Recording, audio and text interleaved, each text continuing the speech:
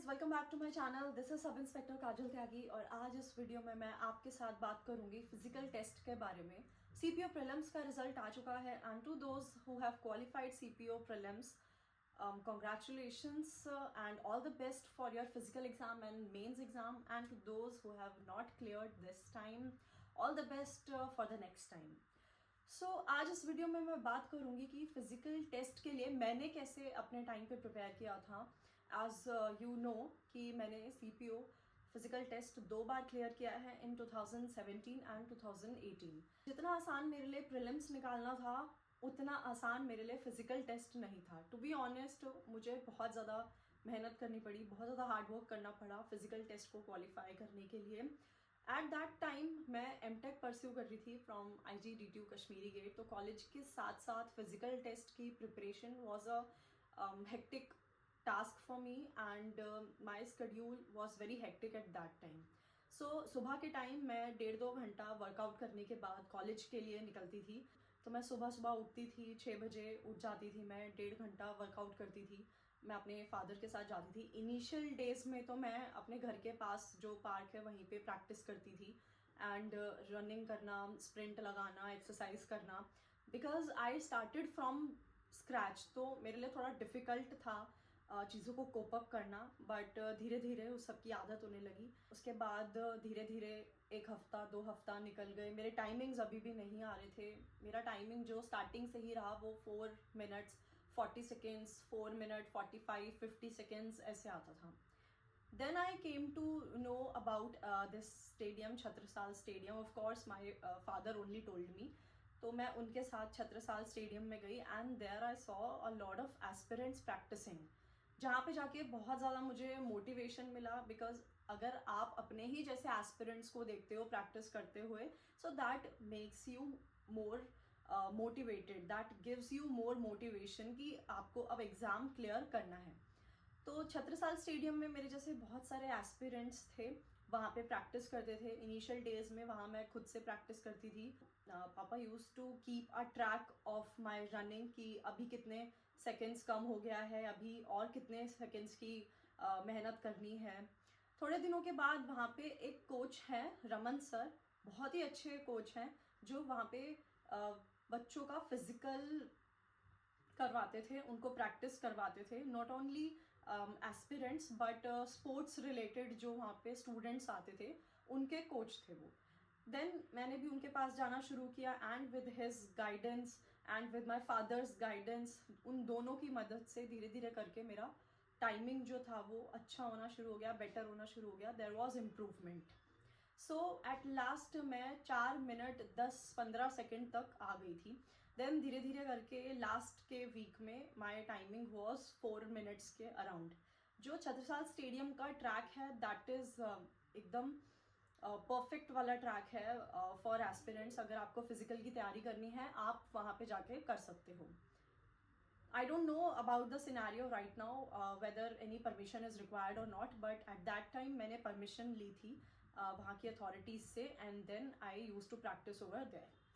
Then if I talk about sprint, तो sprint में आपको जी जान लगा देनी है। बस आपको सामने टारगेट दिखना चाहिए, आपको टाइमिंग नहीं सोचनी है। बस आपको ये देखना है कि आपके आगे जो भाग रहा है आपको उसको काटते हुए निकलना है। आपके आगे जो भाग रहा है आपको उससे compete करना है। अगर उसके पेस को आप मैच करने की कोशिश करोगे, ऑब्वियसली आपकी स्पीड ज़्यादा हो जाएगी, बढ़ जाएगी। Talking about long jump and high jump, long jump में मुझे ज़्यादा डिफ़िकल्टी फेस नहीं करनी पड़ी। लॉन्ग जंप मेरा ईजिली हो गया था। But the only thing was जो वाइट लाइन होती है जहाँ से आप जंप करना शुरू करोगे, वहाँ पे एक वाइट लाइन होती है, और जहाँ पे आप जंप करोगे आफ्टर 9 फीट एक और वाइट लाइन होती है। उन दोनों वाइट लाइन्स को आपको टच नहीं करना है। सो इसकी प्रैक्टिस आपको करनी है रोज़, कम से कम 4 या 5 लॉन्ग जंप करनी है, इससे ज़्यादा नहीं करनी है। अगर आप ऑल्टरनेट डेज पे भी करोगे तो भी इट्स फाइन। मतलब फिजिकल से पहले 1 महीना जो आपके पास है उसमें आप हर ऑल्टरनेट डेज पे कर लो, और फिजिकल होने में अगर 1 हफ्ता ही बचा है तब आप थोड़ा सा स्पीड अप कर दो। और फिजिकल होने से 2 दिन पहले तो आप लॉन्ग जंप मत करो, बिकॉज वो आ जाएगी, आपको फाइनल वहाँ पे जाके आप कर लोगे। तो प्रैक्टिस करते करते आई रियलाइज्ड कि जो वाइट लाइन है बस उस पर पैर नहीं आना चाहिए, बाकी एवरीथिंग इज ओके। वहाँ से आप वाइट लाइन से जस्ट पहले से जंप ले लो। अच्छा, यहाँ पे पिकअप का बहुत ज़्यादा रोल होता है। अगर आपका पिकअप अच्छा है, मतलब आप दूर से बहुत तेज़ी से स्प्रिंट करते हुए आ रहे हो और एकदम से आपने जंप लिया है पिकअप के साथ, देन आपकी लॉन्ग जंप अच्छी होगी। लेकिन आप धीरे धीरे आ रहे हो, स्लो रनिंग करते हुए आ रहे हो, तो आपके पिकअप में प्रॉब्लम हो सकती है।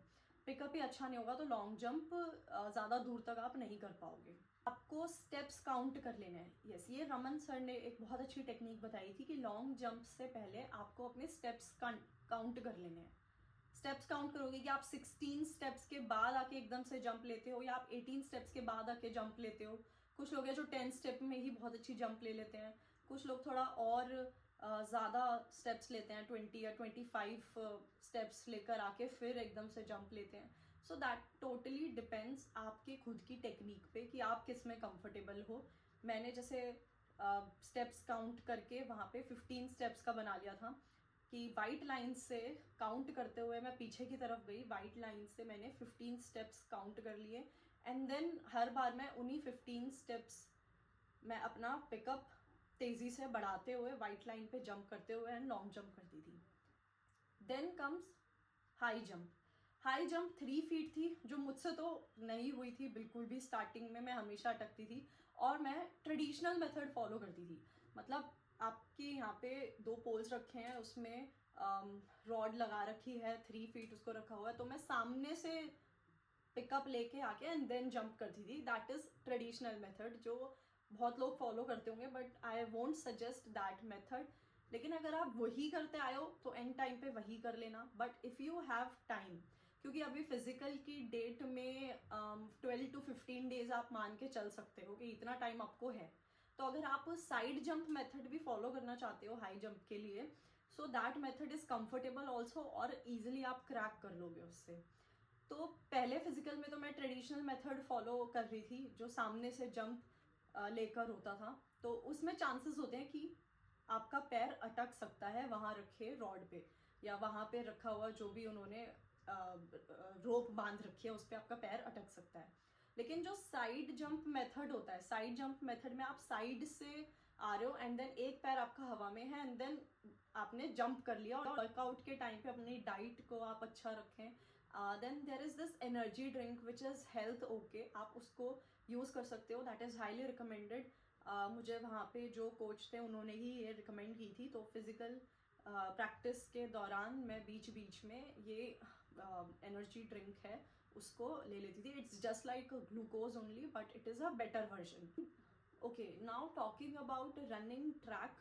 जो मेरा सेकेंड टाइम फिजिकल था वो हुआ था एसएसबी घिटोरनी में।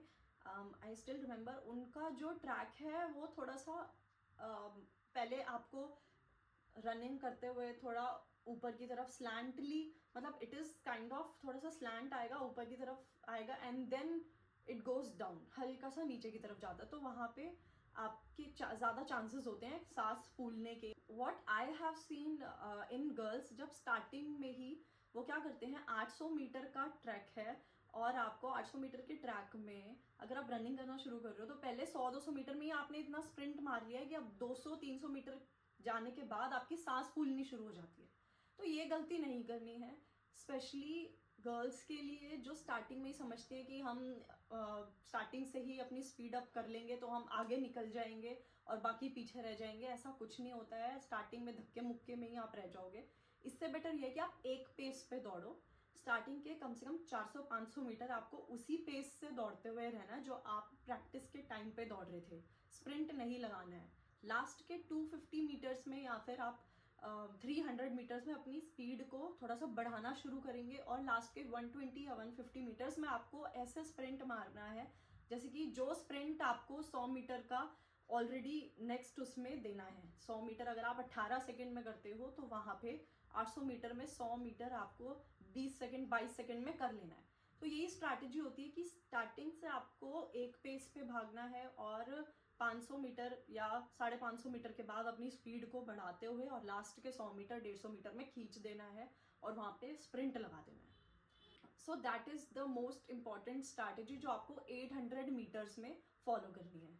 100 मीटर के स्प्रिंट के लिए आई ऑलरेडी टोल्ड यू, आपको वैसे भागना है कि आपके जो आगे भाग रहा है आपको उसको पीछे छोड़ना है, उसी रफ्तार से आपको बस शूट मारना है एक, कि ये आपका लास्ट चांस है। ऑब्वियसली यहाँ पे कोई 3 चांस नहीं मिलेंगे 18 सेकेंड्स के स्प्रिंट के लिए, तो आपको उसी तरीके से भागना है कि यहाँ पे आपको पीछे छोड़ना है। 100 मीटर में स्पीड दिखानी है, 800 मीटर में कंसिस्टेंसी दिखानी है।